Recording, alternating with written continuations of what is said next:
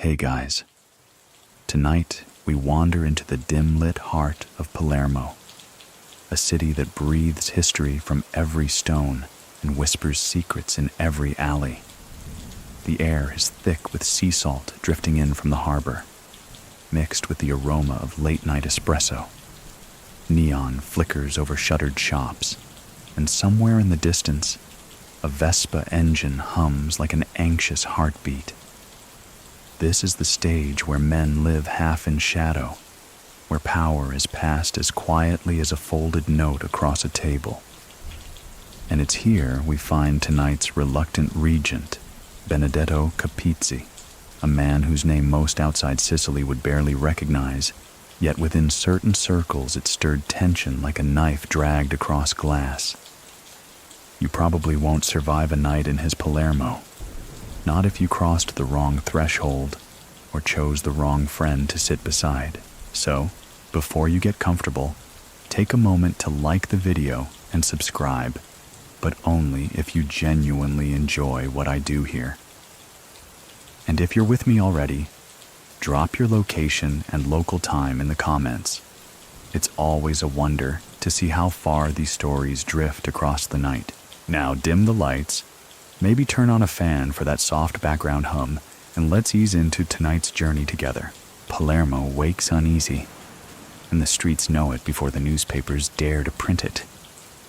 In the 2000s, the city no longer carried the daily gunfire that scarred earlier decades.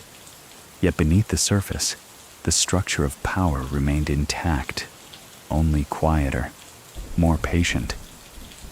Benedetto Capizzi steps into this world not with the swagger of a street enforcer, but with the hesitance of a man aware of the weight that comes with sitting in a chair once occupied by legends and martyrs alike.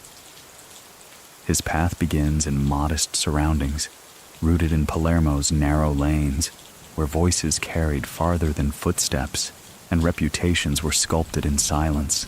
Capizzi is not the caricature many outsiders expect of a mafia boss.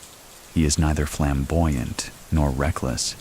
In fact, his defining feature, even as whispers of leadership touched his name, was his reluctance. A regent not by hunger for power, but by obligation, by the silent pressure of peers who saw him as a placeholder in a turbulent time. It's a reminder that sometimes power doesn't come with desire. It comes like an unwanted inheritance, heavy, unshakable, and dangerous. Think of Palermo itself during these years. Tourists strolled through Piazza Pretoria, gazing at the statues of nymphs and gods, unaware that only a few blocks away, men in leather jackets leaned against cafe counters, sipping slowly, speaking barely above a murmur. This juxtaposition, sunlight on marble, shadow in alley, was the life Capizzi inherited. Italy was modernizing, prosecutors were aggressive, and surveillance technology was reaching new heights. But tradition clung stubbornly to every ritual handshake, every coded phrase. The first time his name appeared in the murmured speculations of investigators, it wasn't shouted. It was slipped across papers, a cautious hypothesis. Was he truly at the helm? Or merely keeping the chair warm until someone bolder emerged? Many people still think that his rise was more symbolic than strategic, a way for the fractured Cosa Nostra to show continuity, even if the man in charge did not crave the spotlight. So, what do you think? Does a reluctant crown weigh heavier, or does it buy a man time? In the cafes of Palermo, men eyed one another with the careful patience of chess players. One false move could undo years of silence. Capizzi's strength, if it could be called that, lay in his ability to endure stillness, to allow others to fill the air while he remained unreadable. He was not the storm. He was the pause before it. And in Palermo, pauses are often more dangerous than noise. By night, the city softened its edges. Laundry swayed on lines strung above courtyards. Church bells tolled the late hours, and the hum of television seeped through open windows. In this lull, whispers of his name grew, like a tide slowly climbing the shore. For the people who lived outside that circle of power, life went on. Bread baked, buses clattered, children played soccer on cracked pavement. Yet for those within it, the simple fact that Benedetto Capizzi might be asked to lead meant everything. The reluctant Regent story begins not with ambition, but with inevitability. Palermo needed a face, and his became that mask, whether he liked it or not. And as the streets settled into uneasy rhythm, Capizzi learned what it meant to carry a crown forged from silence. Palermo wakes uneasy. Dawn breaks in the Sicilian capital with a light that feels hesitant, as if the city itself is reluctant to step fully into the day. The cobblestones glisten faintly with dew, and the shutters of old apartments creak open one by one, letting in the muted gray of morning. Market vendors roll up canvas awnings, arranging tomatoes as red as warning flares and sardines still glistening from the port. To a tourist, it looks like charm, like the soul of Italy itself. But to the locals who know where to look, the air carries something else, a tension, thin but taut, threaded through every street corner. At the heart of this tension lies the uncertainty of who truly governs the city's shadows. The police have their uniforms and their stations, the politicians their speeches and parades. But everyone in Palermo knows that another power moves beneath the surface, quieter but no less real. In the 2000s, as Cosa Nostra struggled to recover from decades of war with the state, names were whispered again, as they had always been. One of those names, carried softly from cafe to piazza, was Benedetto Capizzi. Capizzi himself, at this point, is not the figure of a fiery conqueror. He doesn't stride through Palermo like a king returning from exile. Instead, his presence is modest, almost understated. He prefers side entrances to main doors, muted tones over flamboyant displays. And yet, it is precisely this quietness that makes him so visible in a city exhausted by violence. After the bloody reigns of Riina and Provenzano, Palermo doesn't crave another thunderstorm. It almost welcomes a drizzle. Still, that drizzle hides storms in waiting. Police wiretaps crackle in secret rooms, recording snippets of conversation that officials dissect like surgeons.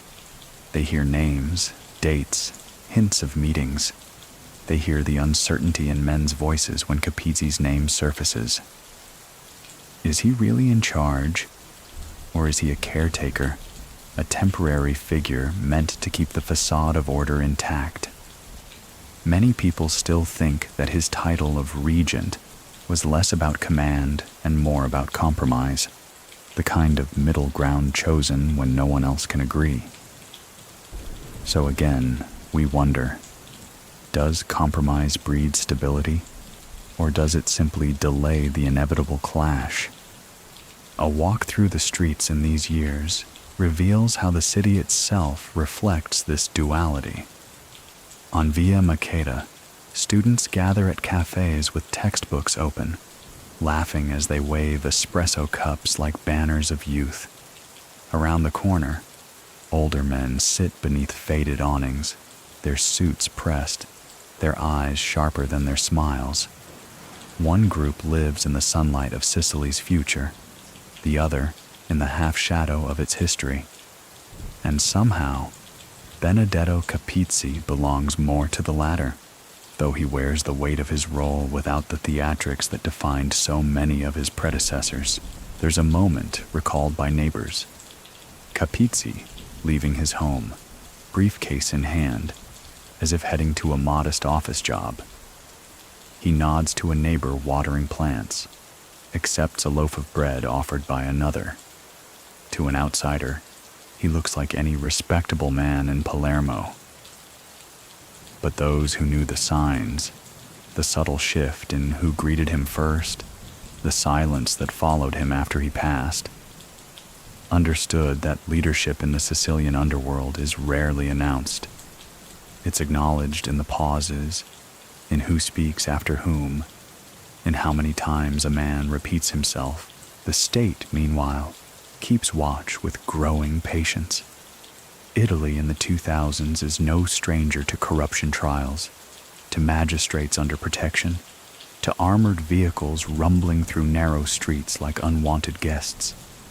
Palermo has grown used to the sight, yet unease still settles in when helicopters hover low, rattling the windows at dawn. For the ordinary citizen, it's a reminder that peace in Sicily is never quite unbroken. It's patched together, fragile, and always at risk of tearing.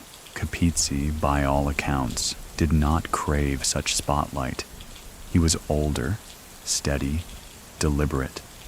The whispers say he was chosen less for his hunger than for his calm, for his ability to sit at a table and keep the arguments from flaring into chaos. It's a peculiar kind of leadership, not the spearhead of war, but the anchor in storm. Palermo in those years did not need another tyrant. It needed someone who could keep the pot from boiling over, even if only for a little while. And so the city wakes uneasy. The morning markets bustle, church bells echo, scooters dart between cars. But beneath the surface, there's always the question: who truly holds Palermo tonight? Is it the magistrate with his files? The politician with his microphone?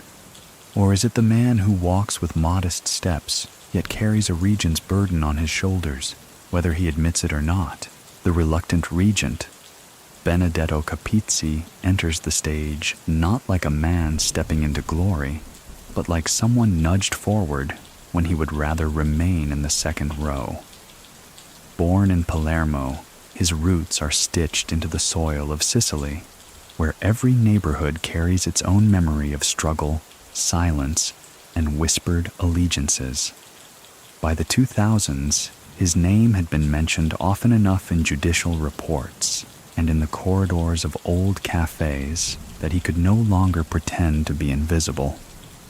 In a world where invisibility was survival, this sudden visibility was almost a curse. Capizzi carried himself with an air of restraint. Unlike flamboyant figures who bought suits tailored to announce their presence, his wardrobe was unassuming, his movements measured. He wasn't the man who would slam a fist on a table to prove authority. Instead, he'd tilt his head slightly, let silence thicken the air, and make others fill it with their nervous explanations. In Palermo's unwritten code, that silence was louder than rage. The 2000s were turbulent years for Cosa Nostra. The brutal reign of Toto Riina had ended with his arrest in 1993. Leaving the organization fractured, hunted, and scarred. Bernardo Provenzano, known as the Tractor for his slow but relentless approach, had tried to mend the wounds with a quieter strategy, avoiding the bombings and assassinations that had drawn international outrage. By the time Provenzano himself was captured in 2006, the Cupola, the governing commission of Cosa Nostra, was a body in need of someone to step in, to give the appearance of continuity. Enter Capizzi, not because he stormed the gates, but because others quietly agreed that his reluctance might actually be his strongest suit. Palermo itself reflected this mood. In the open-air markets, you'd hear banter about the price of oranges or the freshness of swordfish. But tucked into the rhythm of daily commerce were undercurrents of speculation. Who's next? Who holds the keys now? Who has the respect to keep the factions from turning knives inward? The city wasn't waiting for another boss to boast. It was waiting for a man who could keep everyone just steady enough to avoid another war. Capizzi, older and more seasoned, embodied that possibility. He wasn't a revolutionary. He wasn't charismatic in the cinematic sense. Instead, he offered something rare: predictability.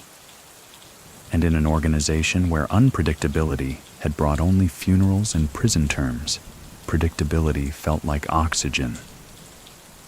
Many people still think that his appointment as regent was less about leadership qualities and more about the absence of better alternatives. So what do you think? Is being the least threatening choice sometimes the cleverest way to survive? Behind closed doors, the discussions that led to his reluctant rise were pragmatic. Someone needed to sit at the head of the cupola, someone with enough seniority to be respected, but not so much ambition as to ignite envy or violence. Capizzi fit the mold. His reputation was not one of reckless ambition, but of quiet steadiness. And so, in the half-light of Palermo's apartments, with curtains drawn and voices hushed, his name was circled, not celebrated. Think of the irony here. Leadership in Cosa Nostra had once been marked by fire, by men who waged bloody vendettas and sent judges' cars into the air.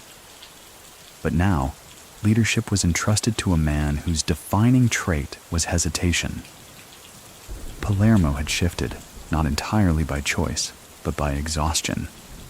The city could no longer bear constant war.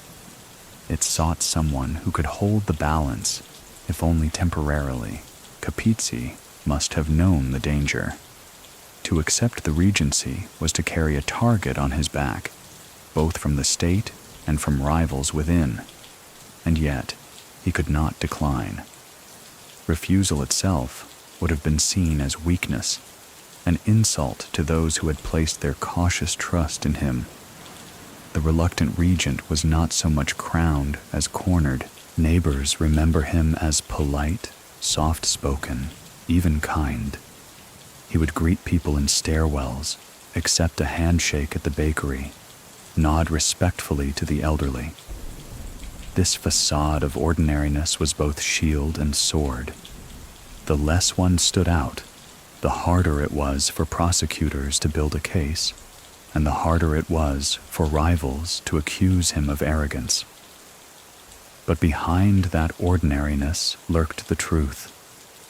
His name now belonged to Palermo's deepest story, the story of who sat at the cupola's head. Old loyalties stirring.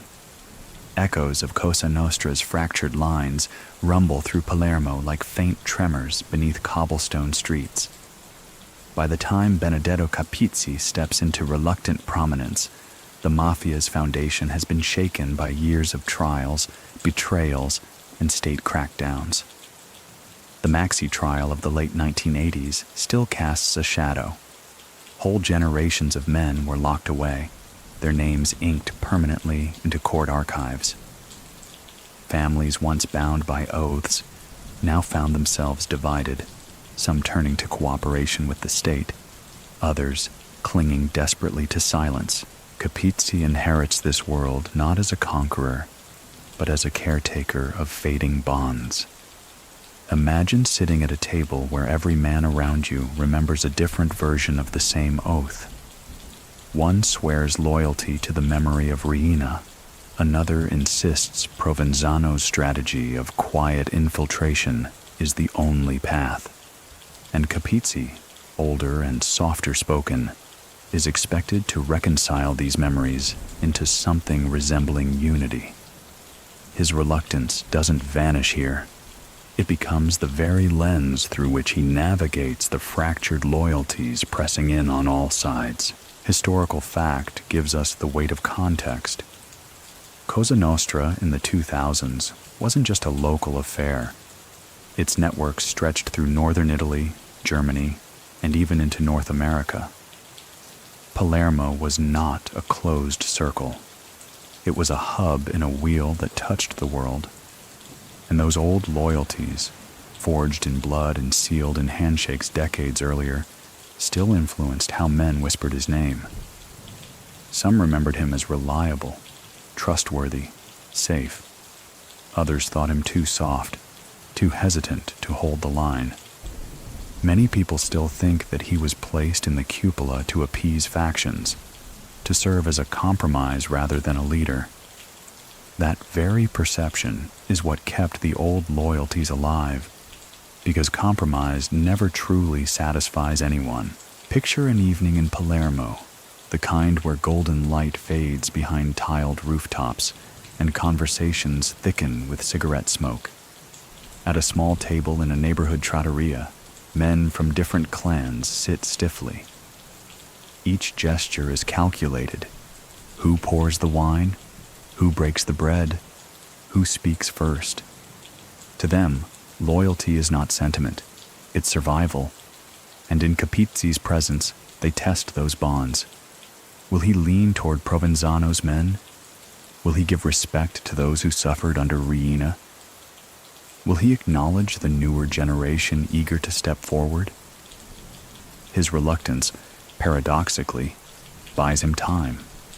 By saying little, he allows others to reveal where their loyalties truly lie. For ordinary Palermitans, these tensions remain invisible. The baker on Via Roma still rises at dawn to knead dough. Mothers still scold children for kicking soccer balls against church walls, and the nightly hum of television shows fills cramped apartments. Yet even in those rhythms, there's awareness, subtle but present, that the city's unease has roots in these hidden disputes.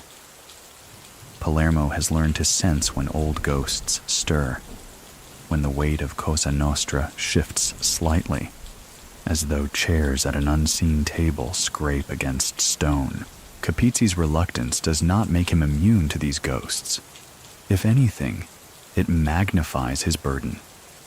He is expected to embody unity without ever appearing too ambitious, to command respect without raising his voice. It is a delicate act, walking a line between appeasing old loyalties and preventing new fractures. In many ways, he is like a caretaker of an ancient building, patching cracks in the wall, shoring up foundations weakened by decades of storms, all while knowing the structure itself may never return to its former strength. Do you remember the day he first walked into that role? Not with fanfare, but with silence. That memory lingers in Palermo. Men who were present recall the way he nodded once, firmly but without theatrics, as if to say, "I accept, though not gladly." That nod was enough to stir old loyalties back to life, enough to hold the fragile balance for just a little longer. Trial shadows lengthen. Palermo courtrooms shape his caution, and Benedetto Capizzi becomes more defined by the marble halls of justice than by the smoky rooms of conspirators. Sicily has always carried a paradox. Its streets belong to the people, but its fate often plays out inside tribunals where judges in black robes weigh evidence that could topple entire dynasties. By the early 2000s, these courtrooms were no longer the stage for Riina's roaring defiance or Buscetta's dramatic betrayals. Instead, they became slow-burning theaters where men like Capizzi learned to measure every word, every gesture, every silence. Capizzi, reluctant as always, understood that the true power of the state wasn't in its uniformed officers patrolling markets. It was in prosecutors who knew how to make silence crack under cross-examination. The Maxi trial had already proven that loyalty could fracture under pressure. The ghosts of Pentity, the collaborators, still haunted every hearing, their testimonies etched into archives. Capizzi knew this history well, and it shaped his caution. He was not going to be caught in dramatic monologues or reckless displays. His survival depended on being unremarkable, blending into the wallpaper of the legal process while still carrying a reputation in the shadows. The architecture of Palermo's courthouses seems to lean into this tension. High ceilings loom, frescoes whisper of centuries past, and the echo of footsteps reminds everyone that history itself is listening. In such spaces, Capizzi is not flamboyant. He sits quietly, adjusts his glasses, folds his hands neatly on the table. The prosecutor's words flow like waves against a stone wall, but the wall does not speak back. His reluctance here becomes armor. And yet, beyond these halls, whispers circulate. Many people still think that Capizzi's very caution, the way he navigated trials and investigations without leaving much for journalists to feast upon, was what made him the natural regent. While others drew headlines, he remained a footnote, and in the world of organized crime, sometimes a footnote lives longer than a headline. So what do you think? Was his silence strength, or was it a mask covering a deeper vulnerability? The people of Palermo noticed these trials, but not in the way outsiders imagine. For the average citizen, a trial was another news story between reports of football matches and government scandals. They saw armored vehicles outside the courthouses. They saw magistrates with bodyguards, but for them, it was distant thunder. Yet in conversations at fruit stalls or outside churches, Capizzi's name might surface with a shrug, a half smile, a whispered, "Vediamo." We'll see. That was the measure of his presence, a cautious waiting game, mirrored both inside the courtroom and outside in the streets. History records that these trials did not destroy Cosa Nostra entirely. They bruised it, fractured it, but like ivy clinging to old stone, it continued to grow in the cracks. Capizzi's generation understood this, and his reluctance was not apathy. It was strategy. If the state built cases on flamboyance, then he would offer none. If journalists thrived on quotes, then he would give silence. If rivals wanted to see emotion, then he would show only calm. Think for a moment of the irony. The same courts that once made legends of men like Buscetta, transforming mafiosi into household names, became the place where Capizzi's anonymity was perfected. To the casual observer, he was just another defendant. To those who knew, he was the reluctant regent, sitting quietly while history tried to decide what kind of figure he would become. The shadows lengthened, not only in the courtrooms, but across Palermo itself. Evening after evening, as people spilled out of cafes and the scent of roasted chestnuts lingered in the streets, the awareness remained that leadership of the mafia was not settled. Capizzi's caution, born and refined in those marble halls, meant that the city itself existed in a kind of suspension, neither at war nor at peace, but waiting, always waiting. Hidden meetings in cafes.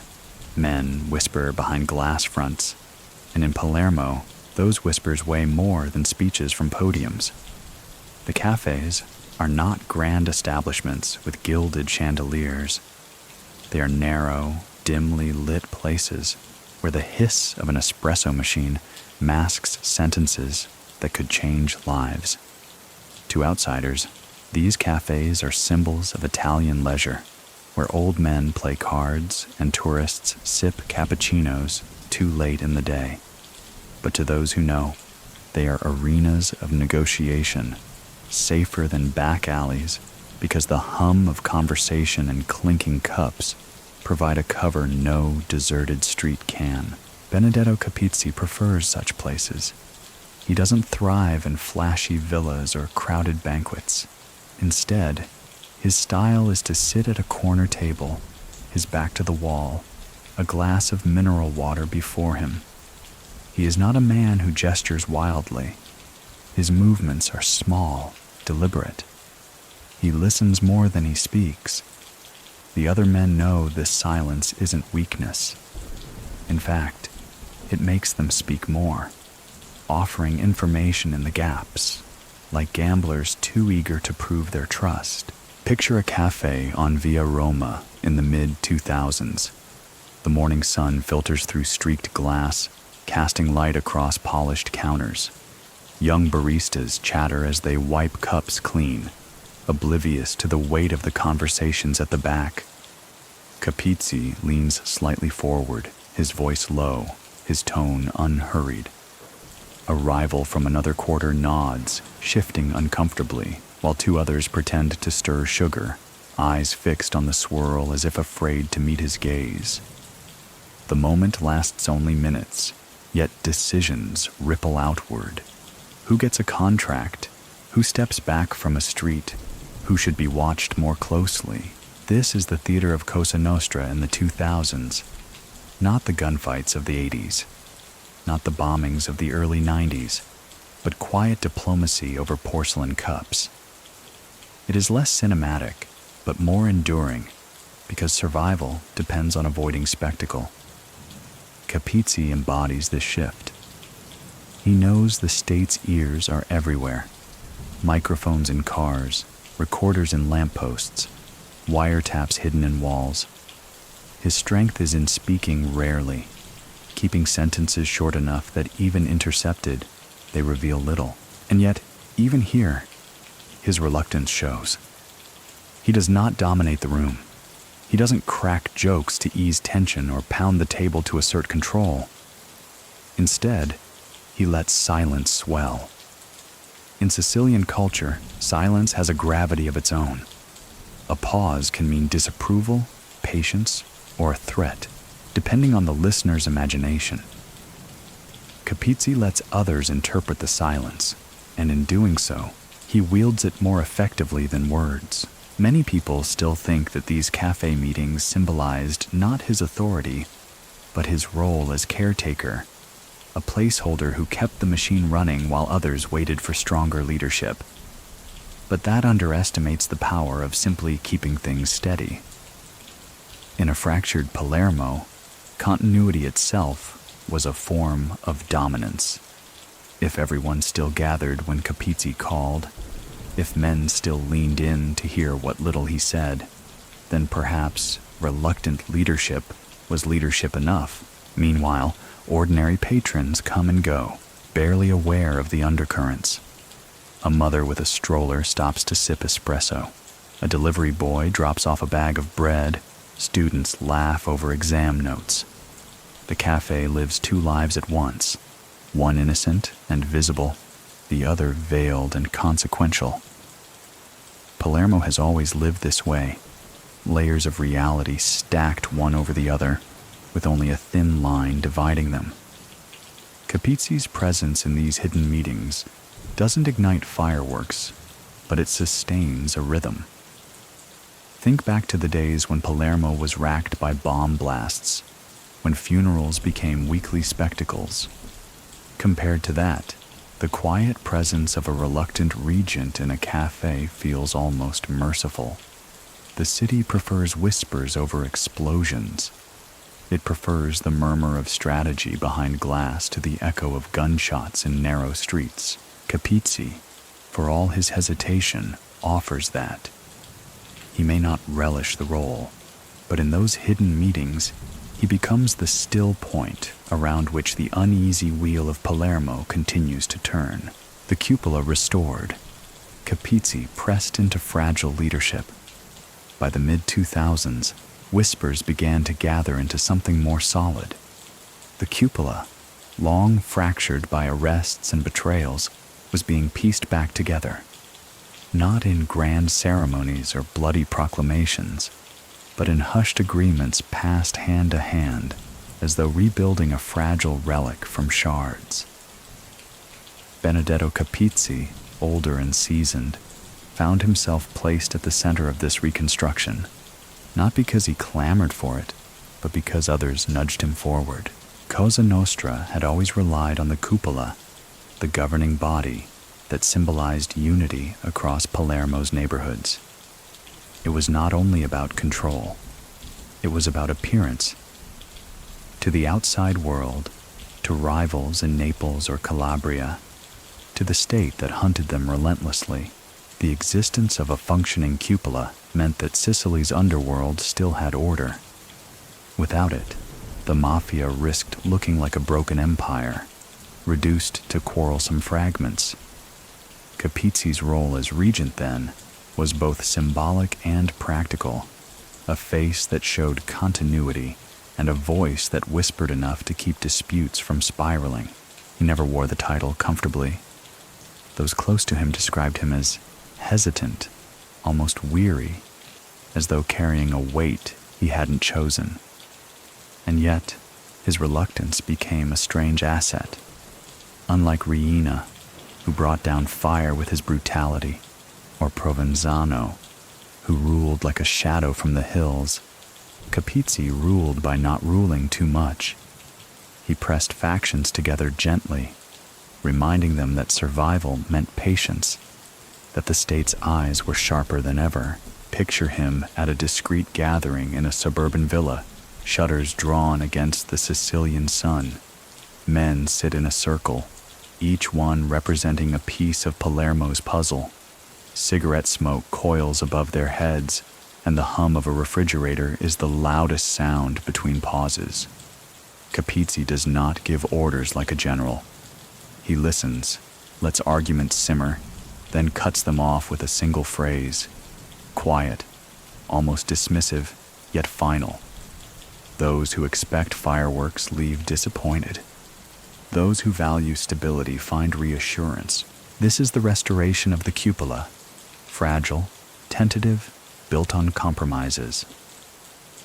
Many people still think that this restoration was less about power and more about nostalgia, an attempt to cling to a structure that no longer functioned as it once had. But nostalgia can be powerful. For men who grew up in an era when the cupola was law, seeing it restored, even symbolically, was enough to give them a sense of order in a chaotic world. Meanwhile, outside these circles, Palermo moved in its own rhythm. Markets filled with tourists eager for postcards and gelato.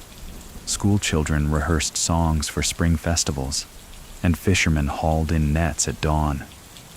The city seemed to live on two frequencies, one humming with ordinary life, the other pulsing quietly with the decisions made in hidden villas and cafes. Most citizens never knew or pretended not to. But everyone felt the calm that came when the cupola appeared whole again, even if only on paper. Capizzi's regency was not a reign of glory. It was a reign of stitching threads, of reminding old rivals that too much noise would draw the state's hammer. He became, willingly or not, the caretaker of continuity, the quiet presence that allowed the cupola to appear reborn. And in a land where appearances are often as powerful as reality, that was enough. Do you remember when Palermo last looked this steady? After decades of fire, the city now found itself lulled into a fragile quiet. And at the center of that quiet sat Benedetto Capizzi, the reluctant regent of a restored cupola, a man pressed into leadership by necessity rather than desire, balancing tradition and change. He walks a thin edge that few envy. Benedetto Capizzi, by the late 2000s, carries the impossible task of steering an organization rooted in centuries of ritual while navigating a world that has sprinted into modernity. Cosa Nostra still speaks in codes, still uses gestures older than the cathedrals of Palermo. Yet the city outside its grip hums with cell phones, internet cafes, and surveillance tools sharper than any knife. To hold the cupola together, Capizzi must balance both worlds, honoring the handshakes of the past, while recognizing that the future is already wired and listening. Inside the circle of men, tradition remains sacred. Meetings begin with silence, and silence is more binding than ink. The old rituals, who sits where, who speaks first, who pours the wine, carry weight that no one dares dismiss. These gestures are not quaint, They are architecture, scaffolding that holds the invisible empire upright. Capizzi knows this well. He respects the codes, never mocking them, never rushing them. He plays the part of a custodian, making sure the old forms are not abandoned. For him, to abandon ritual is to abandon legitimacy, and legitimacy is the only thing keeping the cupola intact. But outside, Palermo has shifted. Young men are no longer as enthralled by the myths of Cosa Nostra. Many chase other dreams, music, football, even emigration. The mafia's recruitment pool has thinned, its hold on neighborhoods weakened by economic change. At the same time, the state has grown more sophisticated. Wiretaps, financial tracing, and international cooperation mean that tradition alone cannot protect the cupola anymore. Capizzi, reluctant as always, finds himself walking between these realities. Too much tradition makes them obsolete. Too much adaptation makes them exposed. Imagine him in one of those late-night talks, men older than him speaking of honor, men younger than him speaking of opportunity. He listens, folds his hands, lets them argue. Then he reminds them quietly. Survival requires both patience and adjustment. Many people still think that his regency was defined more by hesitation than vision. But hesitation in this context was not paralysis. It was calculation. By pausing, he allowed both sides, traditionalists and pragmatists, to believe they were heard, to believe they still had a stake. For the people of Palermo, this balancing act was invisible. To them, the city looked as it always had. The Quattro Canti still shimmered with Baroque statues. Lovers still walked along Foro Italico. Children still chased soccer balls across cracked courtyards. Yet beneath this surface, the very identity of Cosa Nostra was being debated. Would it cling to its past, or attempt to infiltrate a future where surveillance cameras blinked at every corner? Capizzi's leadership, fragile though it was, kept that debate from collapsing into open war. Think about it. In a history marked by explosions, car bombs, and public assassinations, the most radical act of the 2000s was restraint. Capizzi embodied that restraint. He chose not to ignite conflict, not to abandon ritual, not to push the organization into reckless modernity. He held the balance, precarious and unsatisfying to many, but long enough to keep Palermo from sliding back into chaos. And so he walked that thin edge, not as a visionary, not as a tyrant, but as a reluctant regent who understood that sometimes the most dangerous step is the one not taken. Enemies circling quietly, rivals question his reluctant crown. Benedetto Capizzi's regency never unfolds in a vacuum. Palermo's underworld is too crowded, its history too jagged, for a single figure to sit comfortably without challenge. By the time his name is whispered as head of the cupola, rivals are already circling, their curiosity sharpened into suspicion. Is this man truly strong enough to lead, or is he simply filling a seat until someone hungrier pushes him aside? Cosa Nostra has never tolerated weakness, but it has often exploited caution. Capizzi's reluctance, while calming to some, looks like opportunity to others. Younger figures, ambitious and restless, see his quiet approach as an opening. They imagine themselves as heirs of a more dynamic era, when leaders commanded fear rather than merely curating order. These men gather in apartments after dark, their laughter too sharp, their glasses of wine filled too quickly. They mock the regent's silence, though never loudly enough to be reckless. The state, too, circles in its own way. Prosecutors sharpen files, police tune wiretaps, helicopters hover on the edges of neighborhoods where meetings are rumored.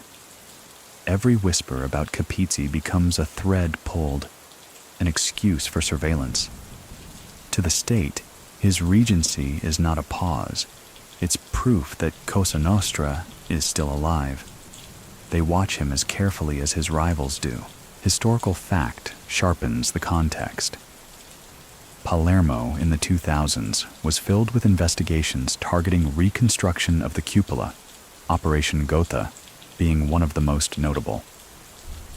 Capizzi's name surfaced again and again, not as a flamboyant criminal, but as the man placed at the center of cautious leadership.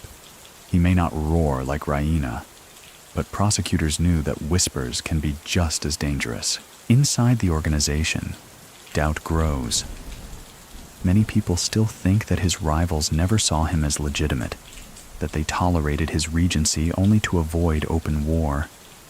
They waited, patient as vultures, for the moment he would falter, for the silence he valued so much to turn into paralysis. So what do you think? Was he respected, or merely endured? Picture a narrow street in Palermo's Calza district.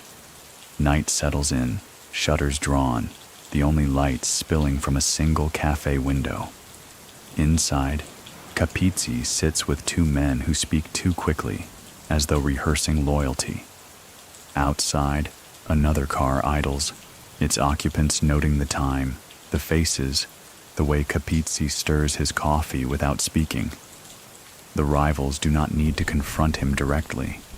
They only need to wait, to watch, to whisper doubts until silence tips into irrelevance. For ordinary citizens, these rivalries are invisible. They hear only fragments, a sudden arrest, a name mentioned on the evening news, a rumor overheard at the market. Yet they feel the unease. Palermo carries unease like humidity. It clings to the skin, seeps into the walls. People know when enemies are circling, even if they never see the faces. Capizzi himself bears this pressure, with the same reluctant patience he shows in all things. He doesn't lash out, doesn't scramble for displays of dominance. He continues to move quietly, as though the crown he wears is made of glass and must not be shattered. But glass crowns attract stone throwers, and in Palermo, there are always plenty of stones waiting in the dark. Police wiretaps hum. Surveillance unravels secret conversations. And in Palermo of the 2000s, the hum of hidden microphones becomes as constant as the cicadas in summer. For Benedetto Capizzi, this is the new battlefield. No longer are mafiosi hunted solely in streets or betrayed in blood. They are hunted in snippets of dialogue, in pauses between words, in the accidental click of a lighter near a bugged telephone. Investigators know the cupola is stirring again, and their method of proving it is patient listening. In cramped offices lined with cables and recorders, officers sit hunched, headphones pressed against ears, scribbling notes as Capizzi's voice occasionally surfaces through static. The conversations are rarely explosive. They are measured, hesitant, almost banal. Yet prosecutors know that within those fragments, discussions about family, coded references to friends, the choice of which cafe to meet in, lies evidence of continuity. Capizzi, cautious as ever, learns that even a whisper in Palermo is never truly private anymore. Historical fact paints the picture clearly. In operations like Gotha, law enforcement pieced together the hierarchy of Cosa Nostra, largely through intercepted calls and bugged apartments. Instead of dramatic arrests following shootouts, the state's power now lay in patient transcriptions, in courtroom presentations of dull-sounding conversations that, when stitched together, revealed the anatomy of power. Capizzi's regency existed under this microscope, and yet his reluctance served him here too. He spoke less than others, often letting silence carry the message. Many people still think that this habit of speaking sparingly spared him from saying anything incriminating. that his cautious temperament was the only reason transcripts didn't burn his name as badly as rivals. But silence is a double-edged sword. It frustrates prosecutors, yes, but it also frustrates allies who crave direction. So what do you think? Did his silence save him, or did it simply make him more replaceable? Picture an apartment in the suburbs, the wallpaper faded, the sofa old, a microphone hidden behind a switch plate. 3 men sit inside, one nervously tapping the table. Capizzi sits back, nods, responds with only a handful of words. The microphone records everything. Later, in a sterile police office, those words will be replayed again and again, their weight dissected until even the pauses are treated like evidence. To Capizzi, the conversation ends at the cafe door. To the state, it becomes part of a mosaic proving his role as regent. Palermo itself begins to notice this change. Citizens see headlines about wiretap revelations more than they see shootouts. They hear that investigators caught men speaking of contracts, of loyalty, of subtle arrangements. It is a different kind of war, not fought with bullets, but with recordings. And for Capizzi, whose power rests on whispers, this new war is especially dangerous. Still, life in the city continues. Vespas buzz down narrow streets, church bells punctuate the hours, couples argue and reconcile in the piazzas. But beneath the hum of ordinary Palermo life, another hum persists. The hidden microphones catching voices that men think are private. For a reluctant regent who values silence, this is both a curse and an irony. Even silence is now being recorded. Capizzi, more than most, understands the fragility of words in such a time. He becomes even quieter, more deliberate, as though aware that every phrase could be replayed not just by allies, but by prosecutors with sharp pens. It is a strange leadership, built less on commands and more on the restraint of never speaking too much. Family dinners tense, loyalty measured in bread and wine. For Benedetto Capizzi, the truest tests of power do not unfold in courtrooms or cafes, but at the dining table. In Sicily, meals are never just about food. They are rituals where every gesture is weighed, every silence interpreted. Around a long table with steaming pasta and bottles of red wine, loyalties are tested as subtly as in any secret meeting. Capizzi sits at the head, but not as a boastful patriarch. His manner is quieter. He lifts his fork with calm precision, waits for others to speak, and measures every sentence before offering one of his own. Those who share his table are not simply family by blood. They are family by oath, by loyalty, by the invisible ties of tradition. To them, the placement of a hand on the table, the refusal of a second helping, the tilt of a glass, all can mean something. The bread broken here is as binding as any signature. This is where Capizzi's reluctance reveals itself in personal form. He is not a storyteller, not the man to dominate conversation with jokes or long speeches. Instead, he lets others fill the room with chatter, his eyes steady, his responses minimal. The men around him know that in such silence, judgment is being passed. A nephew speaks too boldly. Capizzi arches a brow, and the room falls quiet. A cousin mentions money. Capizzi says nothing, but the wine in his glass remains untouched until the subject changes. Palermo has always understood meals as arenas. Historically, even magistrates noted how mafia families used Sunday dinners as meetings, blending domestic warmth with subtle business. The clink of plates masked whispers of alliances. The laughter of children at one end of the table softened the tension at the other. Capizzi preserves this tradition, even in the age of surveillance. He knows that a dinner table is harder to wiretap than a car.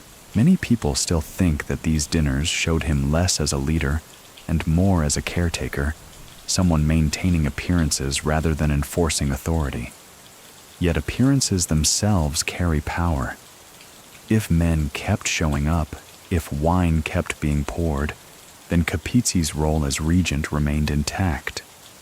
Bread and wine, ordinary to outsiders, became tokens of continuity. Picture one such evening. The table lit by a single hanging lamp, plates of caponata and grilled sardines filling the center. Children slip in and out, giggling before being shooed away. The older men talk quietly, testing the regent's patience with veiled questions.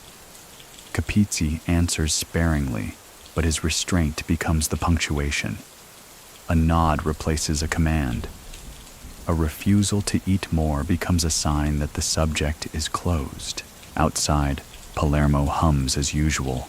Church bells mark the hour. Neighbors stroll past courtyards. Television sets glow behind curtains. To them, the Capizzi dinner looks no different from any other Sicilian gathering. Yet inside, the air carries weight. The bread is torn with deliberation, and loyalty is silently measured. Do you remember the way Palermo's families once gathered, pretending it was only about food while shaping the future of neighborhoods with every glass raised? Capizzi's regency is rooted in that same ritual. At his table, the reluctant crown rests not on his head, but in the wine glass he chooses to lift, the silence he allows to linger, and the bread he breaks with those who dare to sit across from him. Money trails uncovered, laundering flows through Palermo's veins, and for Benedetto Capizzi, this is where the reluctant regent must show quiet competence. Violence might draw headlines, but money is what sustains power. In the 2000s, the cupola's survival depends less on pistols and more on ledgers, less on bloody vendettas, and more on which hands touch the paper contracts hidden beneath respectable businesses. Capizzi, soft-spoken as always, is drawn into this current. Palermo's economy is a patchwork of cafes, construction sites, shipping companies, and small storefronts, each one a potential vein carrying hidden funds. The mafia's genius has never been in creating wealth, but in disguising it, turning dirty bills into polished profits. From supermarkets to waste management, from real estate projects to bakeries, the money must keep moving, disguised in the everyday hum of Palermo life. Investigators, too, understand this. By the early 2000s, Italy's anti-mafia efforts shift toward financial scrutiny. Police follow invoices instead of gunmen. Accountants become as valuable as informants. The days of tracing a hitman's footsteps are replaced with tracing wire transfers across borders. Capizzi's regency sits squarely in this new era, where a balance sheet can incriminate more effectively than a witness. Imagine a street-level business, a laundry service in a quiet neighborhood. To passers-by, it looks ordinary. Clothes tumbling in dryers, the smell of detergent drifting into the air. But behind the counter, receipts are doctored, cash enters in envelopes, and payments for services are carefully inflated. Capizzi does not need to stand behind the counter. His presence is felt in the way the owners defer to certain rules, the way every number is double-checked. The regent leads by ensuring silence in the flow of money, not spectacle. Many people still think that Capizzi's involvement in money laundering was minimal, that he served as a figurehead while others managed the machinery. Yet even a figurehead in Palermo understands, without oversight, money invites betrayal. His reluctance to embrace leadership does not mean ignorance. He knows that the cupola lives or dies by its ability to wash its own hands clean. One can picture Capizzi sitting at a cafe table, a ledger discreetly slid toward him. He does not read it line by line. He scans quickly, eyes pausing at names, figures, dates. He nods once, closes the book, and sets it aside. That nod means everything. The books are approved. The flow continues. Silence serves as signature. For ordinary Palermitans, the impact is both visible and invisible. Construction sites rise where permits were granted too quickly. Nightclubs glow bright on weekends, their owners strangely unconcerned with profit margins. Even small groceries stay open against all odds, prices oddly balanced. Citizens sense the distortion, even if they cannot trace it. Palermo learns to live with such distortions. It always has. Capizzi's regency, reluctant though it is, depends on these veins. Bread and wine might measure loyalty, but euros keep the lights on. In a world where prosecutors dig through bank accounts more than back alleys, Capizzi's survival depends on ensuring that money continues to move quietly, invisibly, through Palermo's beating heart. And so he remains cautious, letting others handle the flow while he watches from a distance, careful not to leave fingerprints, yet never unaware of the numbers. For the reluctant regent, silence is more than a shield. It is the currency that keeps him alive. A banker's handshake, white collars mix with blood ties, and for Benedetto Capizzi, this uneasy fusion becomes the lifeline of his reluctant regency. By the 2000s, the cupola has learned what decades of gunfire already proved. Bullets attract police, but banknotes slip quietly through the system. Palermo's underworld reaches beyond street corners and narrow alleys. It enters the boardrooms, the offices, the manicured hands of men who wear suits stitched in Milan instead of carrying knives forged in back rooms. Capizzi, quiet and reserved, becomes the bridge. He does not stand before microphones, nor does he swagger in nightclubs. Instead, he extends a hand across tables where espresso cups sit beside leather briefcases. The handshake is brief, polite, almost indistinguishable from business etiquette. Yet that handshake seals agreements where millions move, where construction projects bend to unseen influence, and where politicians smile at ribbon cuttings financed by invisible currents of cash. Historical fact underscores this. Cosa Nostra in the 2000s depended increasingly on financial infiltration, investing in real estate, public works, and seemingly legitimate enterprises. The boundary between white-collar professionals and old-world bosses blurred. Accountants, lawyers, bankers, all became vital players, not because they carried guns, but because they carried pens. Capizzi's reign reflects this evolution. He might not relish leadership, but he understands its demands. Survival now lies in the handshake, not the vendetta. Imagine a dim office near the Palermo port. A banker reviews paperwork for a shipping company, stamping approvals without raising his eyes. Capizzi sits quietly nearby, offering no threats, no dramatic commands. His mere presence, his nod, ensures compliance. The banker knows the risks, but he also knows the rewards. Behind every column of numbers, behind every stamped approval, lurks the weight of Cosa Nostra's shadow. Many people still think that Capizzi's role was merely ceremonial in these dealings, that the real operators were sharper men in suits who used him as cover. Perhaps. Yet even ceremony has power. In a culture where tradition and appearance still rule, a handshake from a regent, even a reluctant one, gives legitimacy. Without him, the bankers risk dealing with ghosts. With him, they deal with the cupola itself. For the citizens of Palermo, the evidence of these alliances surfaces in subtle ways. Roads suddenly repaired, hotels opening with suspiciously deep funding, construction cranes rising even when the economy sags. People nod knowingly, mutter under their breath, but life continues.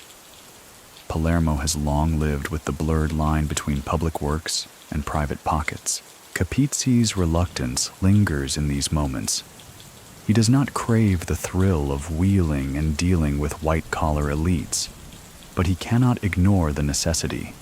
To preserve the cupola, to keep the appearance of order, he must extend that hand, must nod at the contracts, must endure the mingling of shadow and suit.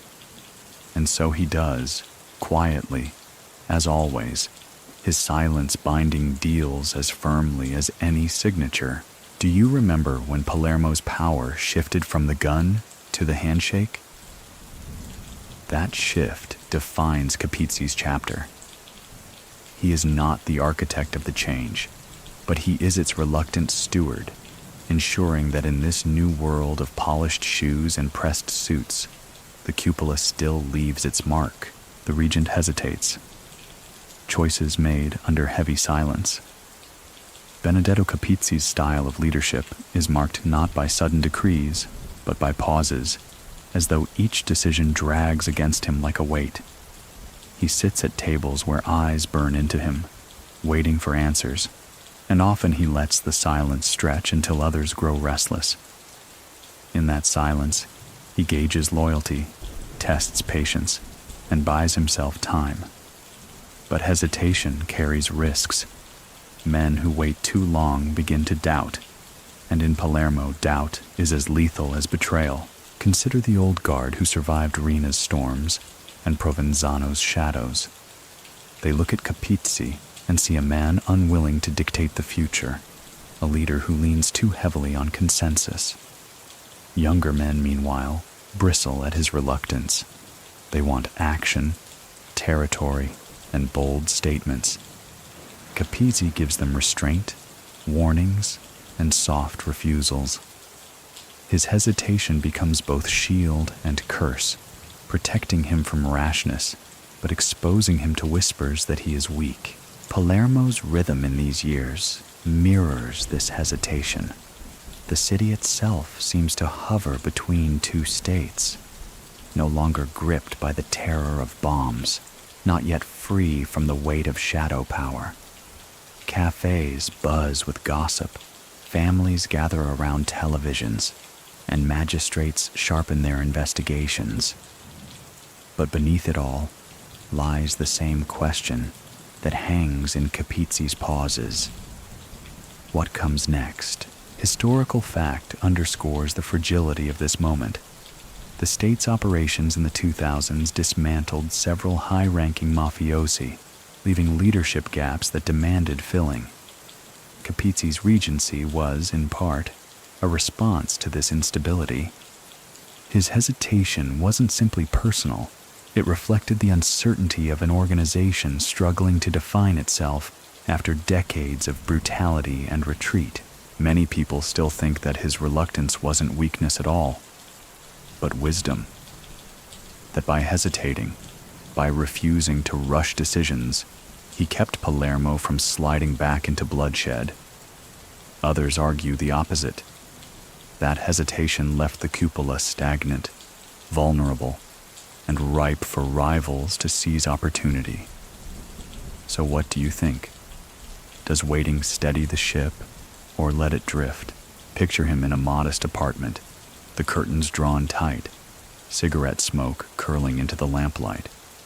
A man across the table pushes for action, territory to seize, debts to collect. Another insists caution, pointing at the relentless eye of prosecutors. Capizzi listens, fingers tapping lightly on the chair's arm. Minutes pass.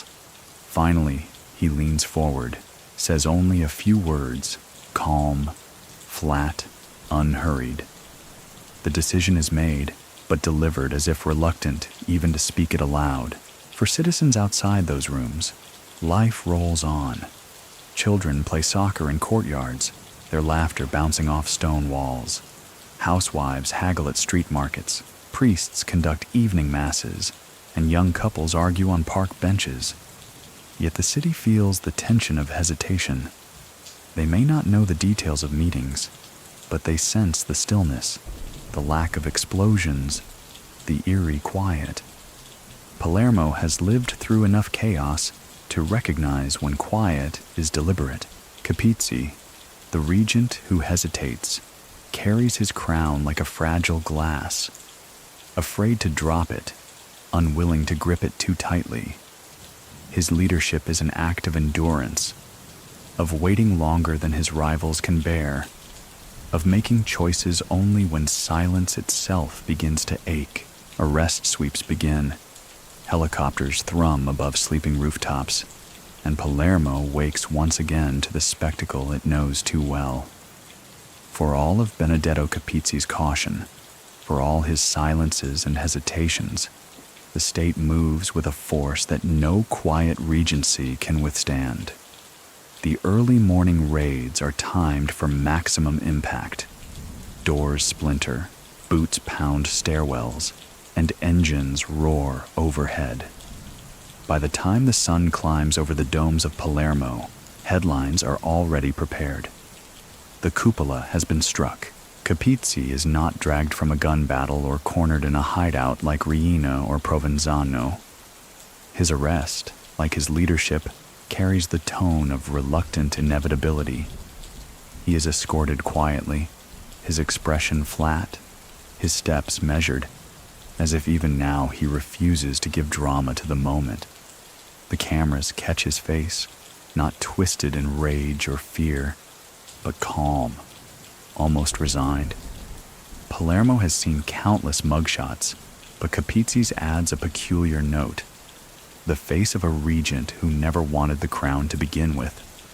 Historical fact anchors this moment. Operation Gotha, launched in 2008, targeted dozens of alleged mafiosi, including Capizzi, accused of reconstituting the cupola. The state presented it as proof that Cosa Nostra was not dead, but attempting revival. For prosecutors, the arrests were a victory parade. For Palermo, they were another reminder that the shadows never truly leave, only shift. Helicopters beat the air, rattling shutters and stirring laundry on balconies. Families peer from behind curtains. Children whisper questions their parents answer with shrugs. Some citizens feel relief. Justice served, the state proving its vigilance. Others feel unease, muttering that nothing ever truly changes. Many people still think that the arrests were less about dismantling power than about sending a message, reminding the city who truly commands daylight. So what do you think? Do raids end power, or simply reshuffle it? Capizzi, reluctant as ever, does not resist. His quiet demeanor unsettles those who expect defiance. He is not Riina, spitting venom at magistrates. He is not Provenzano, elusive until the very end. He is simply a man taken from his home in the early hours, folded into the machinery of justice. Perhaps he knows that in Palermo, leadership often ends not with a bullet, but with a knock on the door before dawn. For ordinary Palermitans, the raids are theater. They sip morning coffee while watching grainy footage of men being led into armored vans. The sound of helicopters fades, replaced by church bells, by vendors shouting prices in the markets, by life resuming as it always does. Palermo endures, as it has endured for centuries, through arrests, trials, and the endless cycle of crowns that never sit securely on any head. And so the reluctant regent is swept into custody, his crown slipping quietly into the hands of fate. The city watches, half believing this is an ending, half knowing it is only another turn in a story that refuses to close. Palermo reacts divided. Some cheer, others mourn in whispers. The morning after the arrests, The city stirs with a chorus of opinions that clash as sharply as church bells against the thrum of traffic. Newspapers splash Benedetto Capizzi's name across their front pages, photographs of him escorted by police framed with triumphant headlines.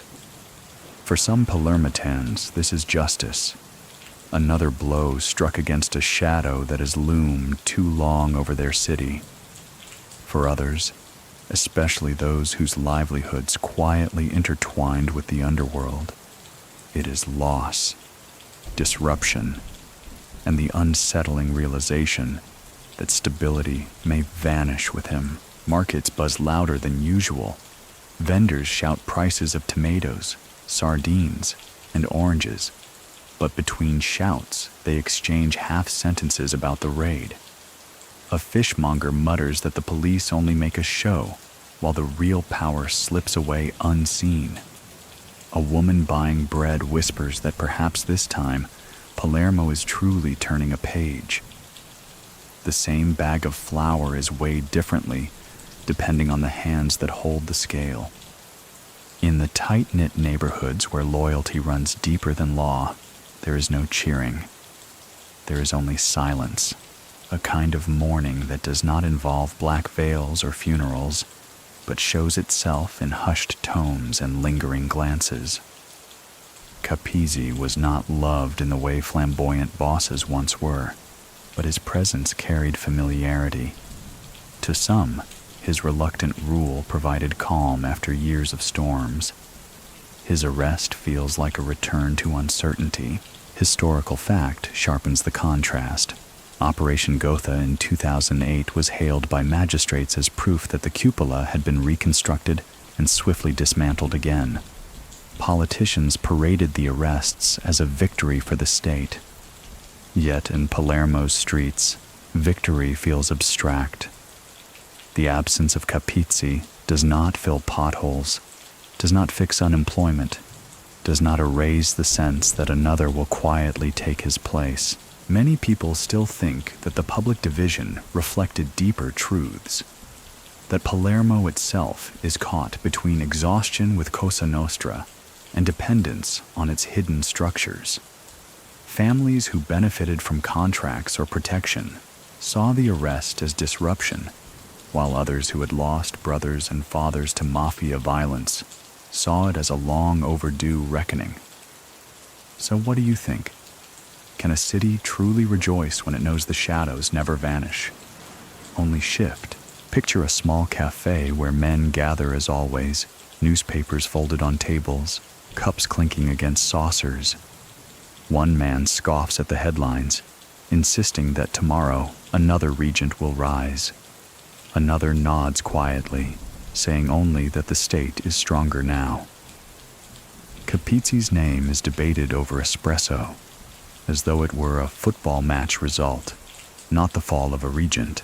Children, too young to understand, run through courtyards, their shouts echoing off stone walls. They chase soccer balls and laughter, unaware that their city is once again adjusting to a power shift. Above them, clotheslines sway in the wind, laundry carrying the scent of detergent rather than smoke. For now, Palermo reacts divided, as it always does. Half of the city sighs with relief, half lowers its gaze in unease. And beneath both reactions lies the same truth. Another chapter has closed, but the book is still wide open. Courtroom glare burns, Capizzi forced into reluctant spotlight. For a man who thrived in silence, the courtroom is a cruel stage.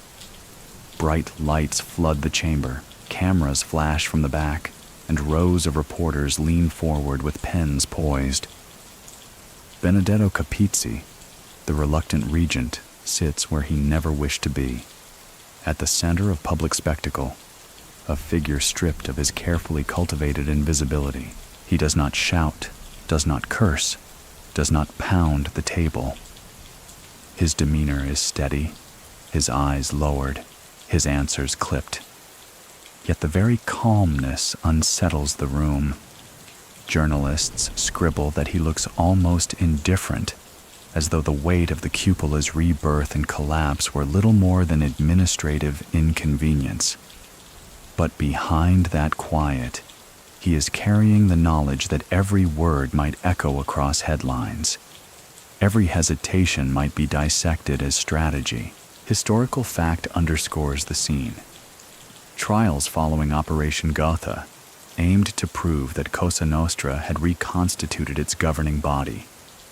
Prosecutors presented wiretaps, testimonies, and fragments of conversations as evidence. Capizzi's name featured heavily, not as a flamboyant boss, but as a steady hand accused of presiding over the cupola's fragile restoration. For the state, this was triumph. For Capizzi, it was humiliation, a reluctant man thrust into glare he had spent a lifetime avoiding. The glare itself is symbolic. In Palermo, courtrooms are arenas where the state asserts dominance, where black robes replace black suits, where authority shifts from whispered handshakes to sworn oaths. Capizzi sits beneath frescoed ceilings, the crucifix above the judge a reminder of judgment both earthly and eternal. He does not belong here, yet here he is, a reluctant regent stripped of his ability to hide behind silence. Many people still think that his composure in court was either brilliance or emptiness. Some say it was proof of cunning restraint, never giving prosecutors the satisfaction of a crack. Others claim it was emptiness, a man with little to say because he never truly led. So what do you think? Does silence in a courtroom protect dignity or reveal hollowness? Picture the scene more vividly. The judge leans forward, asking pointed questions. Capizzi's lawyer rises, objecting, his voice sharp. Capizzi himself remains still, hands folded, eyes briefly meeting the judge's before lowering again. The room is thick with expectation, but the regent refuses to provide drama. For him, even here, reluctance is defense. Outside the courthouse, Palermo watches through television screens in cafes and living rooms. Some shake their heads, muttering that nothing will change. Others smirk at the sight of yet another boss in handcuffs. Children peer at the screen, asking parents who the man is, receiving vague answers meant to close the subject quickly.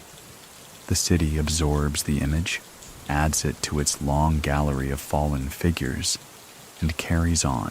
For Capizzi, the courtroom glare burns more deeply than handcuffs. Arrests can be endured in silence, but trials demand exposure. His reluctance, once shield, now becomes spectacle. The man who avoided crowns now wears one in the harshest place possible. In front of the state, in front of the city, under lights that show every line on his face. Witnesses murmur names. Betrayals echo through the chambers. And for Benedetto Capizzi, this is the cruelest irony of all. The regent who relied on silence must now endure the voices of others, men who once shared tables, wine, and whispered agreements. In the courtroom, their words become daggers. Each name spoken aloud is a cut into the fabric of loyalty that once held Palermo's underworld together. The pentiti, the state witnesses, shuffle into court with lowered eyes, some in protective custody, some marked forever by betrayal. They speak cautiously at first, then with mounting confidence as prosecutors guide them. Every detail matters. Who attended a dinner? Who made a phone call? Who nodded at the wrong time? To the outside observer, it might seem trivial, but in these details, entire hierarchies rise and fall. Capizzi listens, his expression unreadable. He does not interrupt, does not scowl, does not shake his head. He sits with the same reluctant calm that has marked his regency from the beginning. Yet each murmur chips away at his silence.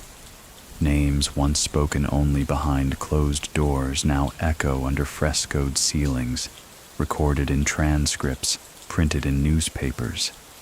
Palermo, a city built on whispers, now hears its secrets shouted in court. Historical fact reminds us how devastating pentiti have been for Cosa Nostra. From Tommaso Buscetta onward, these voices dismantled myths of honor, exposing the inner workings of rituals, murders, and betrayals. By the 2000s, their testimony was standard weaponry for prosecutors. Capizzi becomes another figure subjected to this barrage of whispered truths, half-truths, and embellishments. Many people still think that the reliability of these witnesses remains questionable, that memory, fear, and self-preservation bend their testimonies. So what do you think? Are they truth-tellers, or simply survivors spinning tales to save themselves? Picture one witness pausing mid-sentence, glancing toward the defense table where Capizzi sits. For a heartbeat, the room stills. Then the witness continues, naming names with deliberate slowness, as though savoring the release of years of secrecy. The prosecutor nods, the judge scribbles notes, and the spectators lean forward. Capizzi does not move. His silence here is not authority.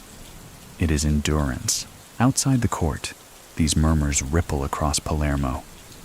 In cafes, men shake their heads, muttering that too many tongues wag these days. In markets, women lower their voices, reminding children that names are dangerous things to repeat. Betrayal is not new to Palermo. It has always been part of the cycle. But each fresh echo stings because it reminds the city that even among the men of honor, loyalty has limits. For Capizzi, the witness's words are both weapon and prophecy. He knows his reluctance cannot shield him from betrayal. He knows that every murmur, true or not, weaves a net around him. Still, he endures, steady, as though determined to show that even if names betray him, he will not betray himself by breaking his silence. History debates roles. Was he puppet or quiet strategist? Benedetto Capizzi's name lingers in archives, court files, and whispered recollections, but his true place within Cosa Nostra remains unsettled. Scholars, journalists, and even former associates cannot agree on what he truly represented. Was he a leader with vision, carefully cloaking his moves in layers of silence? Or was he merely a placeholder, a regent chosen because no one else wanted the weight of the cupola's fragile crown? The debate reflects more than Capizzi himself. It reflects the larger story of Palermo in the 2000s. After decades of bloodshed, the mafia was bruised, but not gone. The organization needed someone steady enough to hold appearances, yet malleable enough not to spark new wars. Capizzi fit that profile perfectly. His reluctance became the very reason he was chosen, and that paradox fuels endless discussions. Was he leading or being led? Historical fact supports both sides. On one hand, prosecutors argued in Operation Gotha that he presided over a reconstituted cupola, evidence pieced together from wiretaps and testimonies. On the other, critics note his lack of flamboyance, his absence from grand gestures, his near invisibility compared to past bosses. Many people still think that the state exaggerated his role, magnifying a modest figure into a symbol for victory. Others argue the opposite, that his modesty was camouflage, a strategy to make leadership look like reluctance. So what do you think? Was he pawn or player? Imagine him in those twilight moments of regency, sitting at a table surrounded by men whose ambitions burned hotter than his. His silence allows them to argue, posture, and make promises, Then he tilts his head, speaks a single phrase, and the room falls into uneasy order. To the outside observer, this might look like weakness, but to those present, the weight of his rare words proves decisive. Palermo itself embodies this debate. On one street corner, people mutter that Capizzi was nothing more than a puppet of stronger men, someone tolerated because he posed no threat. On another, voices claim he was wiser than the state believed, a strategist who knew that in a world of informants and wiretaps, invisibility was the greatest strength. Both stories circulate, like parallel truths, neither fully disproven, and perhaps that is the essence of Capizzi's role: ambiguity. He resists neat definition, standing in history like a shadow that shifts depending on the light. For some, he is the puppet pulled by strings. For others, he is the quiet strategist, pulling strings that no one noticed until too late. Do you remember how Palermo itself seemed divided after his arrest? Half cheering, half uneasy. That same division remains in history's view of Capizzi. The reluctant regent becomes a mirror, reflecting not only himself, but the uncertainty of the organization he led, or perhaps endured. Scholars weigh his reign, brief but charged with meaning. When historians and criminologists look back at Benedetto Capizzi's short time as regent, they do not see a grand epic of conquest. Instead, they see a fleeting interlude, a pause in Palermo's long, bloody opera. Yet even pauses matter. His regency becomes a case study. How an organization survives not through violence or charisma, but through reluctant continuity. Academic debates unfold in lecture halls far from Palermo. Professors point to transcripts, to testimony, to intercepted calls, piecing together the image of a man who spoke little, yet sat at the symbolic head of the cupola. Some frame him as a necessary bridge between eras, the brutal violence of Riina and Provenzano, giving way to a quieter, more financial, more subtle mafia. Others dismiss him as a footnote, a caretaker, whose name rose only because the state needed a figure to accuse. The contrast itself is what makes him fascinating. Historical fact enriches these debates. Documents from Operation Gotha describe Capizzi as central to the reconstruction of the cupola, naming him explicitly in indictments. Yet journalists who interviewed neighbors painted a different picture. A polite man, soft-spoken, ordinary in manner. Many who lived near him struggled to reconcile the gentle figure they saw on the street with the regent painted in courtrooms. This duality, ordinary man versus criminal leader, fuels the scholarly intrigue. Many people still think that scholars impose too much narrative on his role, weaving theories where there may have only been hesitation.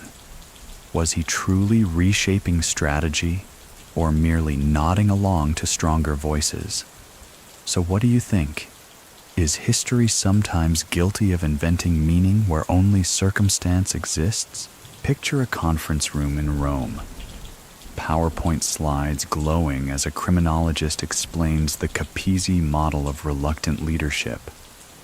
In the audience, students take notes, some fascinated, some skeptical. Across the city, another scholar shakes his head, calling the model exaggerated. Meanwhile, in Palermo, life goes on. The fishmongers and bakers who once nodded at Capizzi's polite greetings rarely think of him at all. And yet, the debates persist because Capizzi's reign embodies questions larger than one man. How does power function when its holder does not crave it? How does an institution as steeped in ritual as Cosa Nostra adapt to modern pressures when led by a hesitant figure? In his silence, scholars find material for endless interpretations. For Palermo, though, the meaning is more immediate. His regency, however brief, gave the city a fragile calm. It showed that even reluctant leadership could prevent chaos, at least for a while. And in a city exhausted by blood, even a pause, however temporary, was charged with meaning. Palermo's streets adapt. Power never vanishes, only shifts. After Benedetto Capizzi is removed from the stage, the city does not collapse into chaos. Instead, it exhales slowly, like an old house adjusting to the loss of one of its beams. Life in Palermo continues with its stubborn resilience. Scooters dart through traffic, children chase soccer balls against church walls, vendors argue over the price of fish. But beneath this ordinary rhythm, something subtle moves. The power once carried reluctantly by Capizzi begins to trickle outward, seeking new vessels. This is the truth Palermo has always known. Leadership changes, but the system endures. Arrests, trials, betrayals. None of them uproot the shadow networks entirely. They shift allegiances, reassign responsibilities, and reshape the faces at the table. When Capizzi fades, men who once whispered cautiously now speak with bolder tones. Rivalries sharpen, new negotiations are struck, and the cupola's chair becomes once again a prize no one openly claims, but many quietly covet. Historical fact confirms this continuity. Even after major operations like Gotha, investigators noted that Cosa Nostra remained resilient. Its structures bent, but did not break, adapting by redistributing authority, sometimes more diffusely, sometimes under the cover of business fronts. Palermo's streets became less the site of public violence and more the theater of hidden deals. Capizzi's fall did not end the story. It simply shifted it. For ordinary Palermitans, this adaptation is invisible, but palpable. A new cafe owner appears where the old one vanished. A construction site slows briefly, then resumes with different contractors. A neighborhood suddenly grows quieter, not because it is safer, but because its whispers are now more carefully guarded. People sense the adjustment without needing details. Many people still think that Palermo itself grows weary of trying to track which name sits at the top, that the faces matter less than the machine that continues regardless. So what do you think? Does a city live with its rulers, or does it live despite them? Imagine walking through Palermo Market in these years. The shouts of vendors rise in a chorus. Tourists haggle over trinkets. The smell of fried pennel drifts through the air. All seems normal, even joyful. Yet tucked within the chaos, subtle signs remain. Who claims the best stall? Who pays for permits too easily? Who gets protection without ever asking? The power Capizzi once carried reluctantly is still here, woven into the fabric of the streets, only now passed on invisibly to others. Palermo adapts because it must. The city has always been older than its rulers, stronger than its crowns. For every regent who falls, another figure rises, and the streets adjust with weary grace. In this way, Capizzi's silence echoes long after he is gone. Not in speeches, not in violence, but in the quiet continuation of a system that survives by shifting rather than vanishing. Rivals fill the void. Factions maneuver in the dark. With Benedetto Capizzi pulled from the stage, the cupola's chair becomes less a throne and more a vacuum. Power in Palermo never stays unclaimed for long. Even before the dust of his trial settles, men gather in apartments and back rooms of restaurants, in the shadows of courtyards, to whisper about who might step forward next. Some are younger, restless, eager to show that the era of quiet regents is over. They want bold gestures, the return of fear, the stamp of authority that makes rivals tremble. Others, older and more cautious, argue for patience, for a continuation of Capizzi's reluctant style. The room divides along fault lines that have always haunted Cosa Nostra: tradition versus ambition, patience versus pride. Capizzi's absence sharpens rivalries that were muted under his stillness. While he hesitated, others could tolerate the pause. But now, with silence removed, voices rise louder, sharper. Alliances are tested with each handshake, each unguarded look. Palermo once again finds itself on the cusp of fracture, the city holding its breath to see whether the void will be filled by a stabilizer or a fire starter. Historical fact reminds us that after operations like Gotha, authorities often underestimated how quickly Cosa Nostra reorganized. Leaders fell, but structures remained. Factions jockeyed, sometimes violently, sometimes diplomatically, for space to assert themselves. Many people still think that Capizzi's fall did not weaken the mafia so much as it re-energized rivalries, opening doors for men who had long waited their turn. So what do you think? Was his regency a shield against chaos, or just a pause before the inevitable struggle? Picture one such gathering in the quiet of a Palermo villa. The shutters are drawn, the table set with wine glasses and ashtrays. Men lean forward, their voices low but urgent. One insists on reclaiming lost ground. Another warns of too much attention from the state. A third simply smirks, letting the others fight, confident that time favors the patient. These moments, unrecorded by history, decide the city's future as much as any courtroom. Outside, the city remains outwardly unchanged. Children still chase soccer balls across cracked courtyards. Lovers stroll through Piazza Marina. Tourists snap photographs of Baroque fountains. Yet under this facade, the void left by Capizzi has become a magnet, pulling men toward it, drawing them into dangerous calculations. Palermo has lived through such transitions countless times before, but each feels like a test. Can the city endure another reshuffling of crowns? Capizzi's reluctance, once mocked by rivals, now gains a strange respect. His hesitation had kept factions from open war. His silence had left no one humiliated. With him gone, the rivals are free, and freedom is rarely peaceful. The void he leaves is not empty. It is crowded with ambition, with maneuvering shadows, with men eager to sit where he once sat so unwillingly. Capizzi in memory. Neighbors recall a soft-spoken man. Away from courtrooms and headlines, beyond the whispers of cafes and the weight of indictments, there are smaller, quieter memories of Benedetto Capizzi.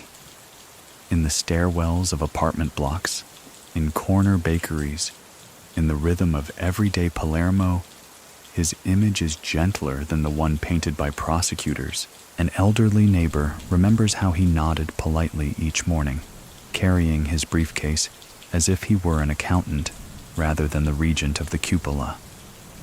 A baker recalls him stopping by for bread, exchanging a few courteous words, never raising his voice, never drawing attention. A child, grown older now, recalls how he once helped lift a fallen bicycle, his suit jacket draped neatly despite the dust on the street. To them, Capizzi was not a boss or a criminal.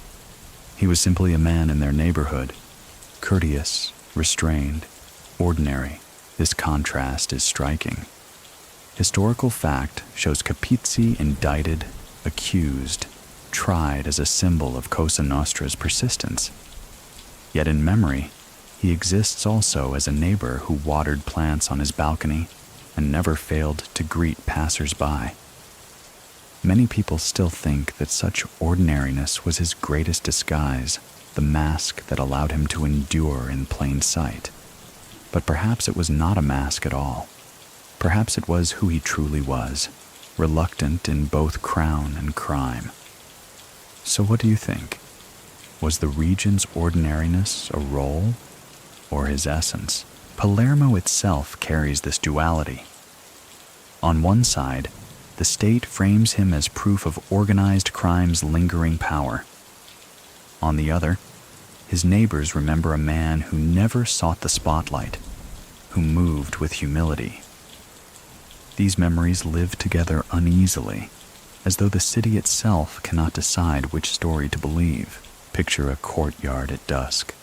Laundry flaps gently overhead, pigeons settle on terracotta roofs, and voices drift through open windows. A woman sets out a chair, remembering how Capizzi once sat there quietly, sipping coffee, speaking little.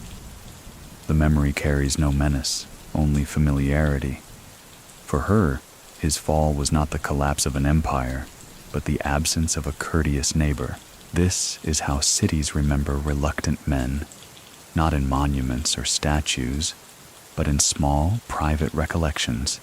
Capizzi's memory lingers in nods, in brief smiles, in the quiet acknowledgement that history's figures are also neighbors, also men who buy bread and greet strangers in stairwells. And so, beyond regency and arrest, Capizzi remains a paradox. To the state, a symbol of criminal continuity. To his neighbors, a soft-spoken presence who left no echo of violence in their daily lives. Palermo carries both truths, as it always does. The reluctant regent fades. His chapter closes with uncertainty. Benedetto Capizzi's name, once whispered with both respect and suspicion, begins to drift into the background noise of Palermo's long history of rulers, rivals, and reluctant figures. Unlike Riina, whose brutality carved scars into the city, or Provenzano, whose secrecy became legend, Capizzi leaves no grand myth. He leaves only questions, fragments, and the quiet memory of a man who carried a crown he never seemed to want. In prison corridors, his days blur into one another. He walks the yard, exchanges nods with other men, maintains the same silence that defined his leadership. He does not rant about betrayal, nor does he seek pity. Instead, he endures with a stoicism that confuses even his wardens. If power had once pressed down on him, its absence now seems like relief. The weight of decision-making, the endless calculations of loyalty and betrayal, dissolve into routine. For Capizzi, perhaps this is freedom of a different kind. Outside, Palermo moves on. Other names rise, other arrests follow, and the newspapers find new faces to print across their front pages. Tourists crowd the streets, oblivious to the shifting shadows. Children grow into teenagers, teenagers into adults, carrying little memory of Capizzi beyond the vague story of a boss who never fully acted like one. His regency fades not with violence, but with forgetfulness. Historical fact underscores this quiet exit. Unlike the infamous bosses who came before him, Capizzi is not enshrined in endless books or dramatized in films. His role is acknowledged, yes, but often as a side note, a caretaker, a symbol of transition. Many people still think that history itself struggles to categorize him. Was he leader, puppet, or something in between? So what do you think? Does fading quietly make a man weaker or wiser? Picture an evening in Palermo years later. The sun sets over the rooftops, painting the city in shades of amber. In a cafe, two men sip espresso, one mentioning Capizzi's name in passing. The other shrugs, as if the name barely stirs memory. Around them, life carries on. Buses rumble, church bells toll, lovers stroll through narrow alleys. Capizzi's chapter is closed not with fanfare, but with the quiet acceptance that in Sicily, even reluctant regents are replaced, absorbed into the city's endless cycle. His story ends not with fire, not with glory, but with fading. A man remembered by some as a neighbor, by others as a placeholder, and by history as a reluctant regent whose crown slipped away without a fight.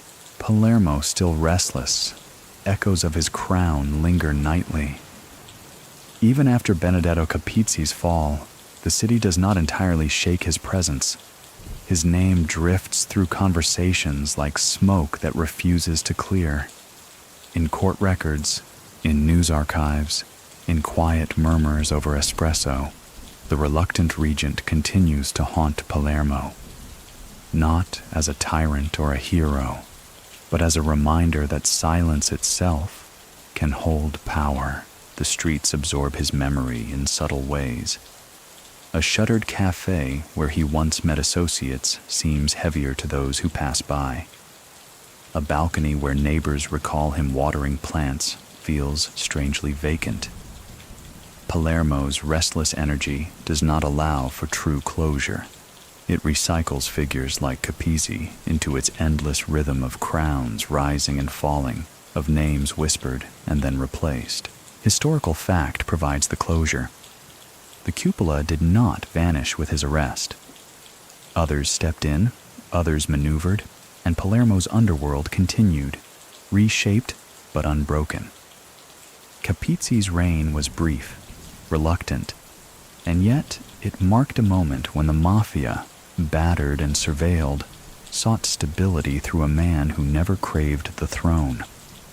Many people still think that his chapter proves a larger truth, that power in Sicily is less about desire than inevitability, less about ambition than the ability to endure. So what do you think? Was his story one of failure or of survival in its quietest form?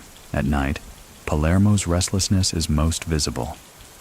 The markets quiet down, shutters close, but the air never fully settles. The sea breeze carries the faint salt smell into alleys where voices still gather, hushed and cautious. The city remembers every regent, every crown, every betrayal. Yet it also forgets them in time, burying their names under layers of routine.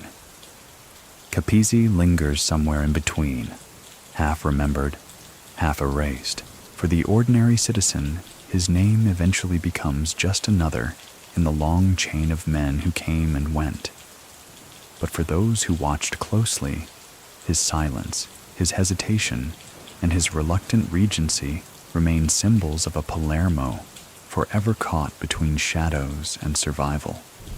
The crown may have slipped, but its echo still hums faintly in the city's restless nights. So here, at the end of Benedetto Capizzi's story, let the pace soften.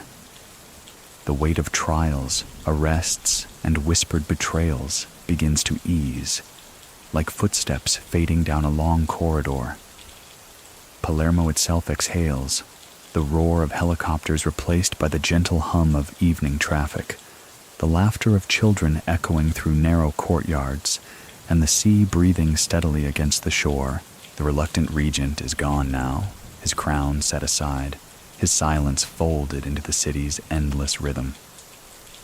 You can picture him walking into memory the way one walks into a dim alley, slowly, quietly, leaving no sound behind.